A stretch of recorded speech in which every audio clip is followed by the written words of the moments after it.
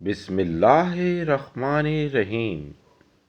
مسلمانوں میں اہل سنت والجماعت اور اہل تشیع دونوں ہی کی کتابوں میں تسبیح فاطمہ کا ذکر موجود ہے۔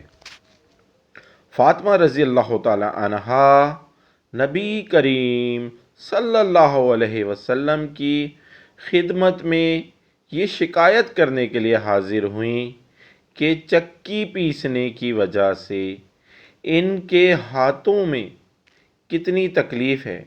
انہیں معلوم ہوا تھا کہ نبی کریم صلی اللہ علیہ وسلم کے پاس کچھ غلام آئے ہیں، لیکن نبی کریم صلی اللہ علیہ وسلم سے ان کی ملاقات نہ ہو سکی۔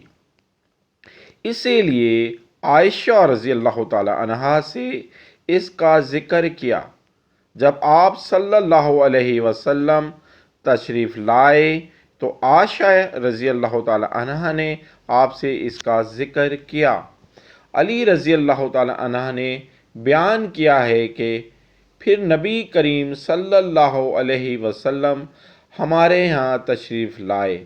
رات کے وقت ہم اس وقت اپنے بستروں پر لیٹ چکے تھے۔ ہم نے اٹھنا چاہا، آپ صلی اللہ علیہ وسلم نے فرمایا کہ تم دونوں جس طرح تھے اسی طرح رہو۔ پھر نبی کریم صلی اللہ علیہ وسلم نے میرے اور فاطمہ کے درمیان بیٹھ گئے۔ میں نے آپ کے قدموں کی ٹھنڈک اپنے پیٹ پر محسوس کی۔ پھر آپ صلی اللہ علیہ وسلم نے فرمایا، تم دونوں نے جو چیز مجھ سے مانگی ہے، کیا میں تمہیں اس سے بہتر ایک بات نہ بتاؤں؟ جب تم رات کے وقت اپنے بستر پر لیٹ جاؤ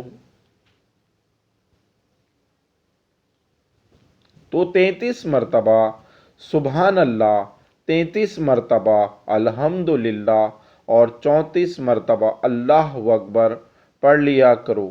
یہ تمہارے لیے لونڈی غلام سے بہتر ہے۔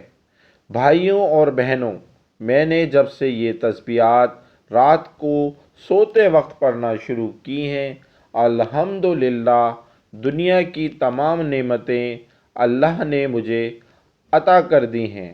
یہ مجھ سمیت ہزاروں لوگوں کا آزمایا ہوا عمل ہے۔